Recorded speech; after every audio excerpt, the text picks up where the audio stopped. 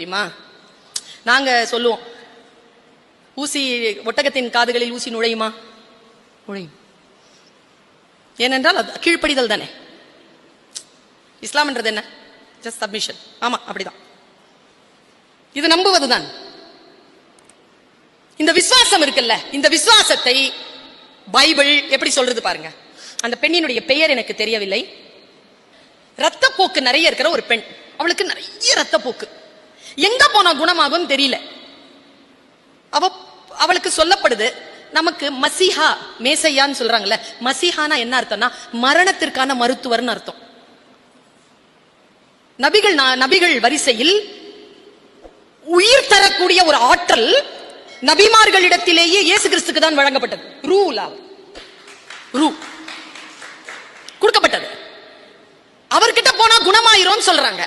இந்த அம்மா நம்பிடுச்சிங்க, அவ்வளவுதான். குழந்தைகள் கவனம், நம்பிடுச்சு. ஒண்ணு நம்பி என்ன பண்றா அந்த பொண்ணு, போறா. இயேசு கிறிஸ்து வர்றார். வந்த உடனே அந்த கூட்டம் பயங்கரமா இருக்கு, அவர் அப்படியே கொண்டு போறாங்க. நிறைய பேர் இருக்கிறாங்க, அவளால அங்க கிட்ட போக முடியல.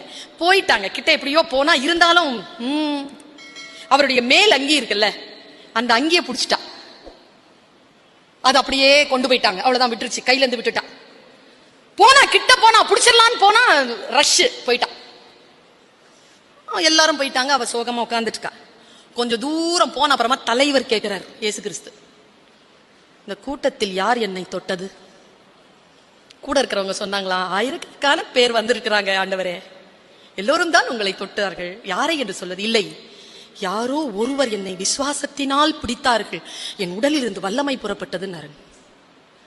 விசுவாசத்தினால் நீங்கள் பிடிக்கின்ற பொழுது இறைவனிடம் இருந்து வல்லமையை புறப்பட செய்ய வேண்டும் என்று பேசுகிறது பைபிள். அந்த வல்லமையை புறப்பட செய்யக்கூடிய விசுவாசம் நம்மிடத்தில் இருக்கிறதா? சர்ச்சுக்கு எல்லாரும் போனாங்க வழிபாடு நடத்துறதுக்கு, மழை வேணும்னு. ஒரு குழந்தை மட்டும்தான் கொடையோடு போச்சு. வந்துடும் நம்பிக்கை அதுக்கு.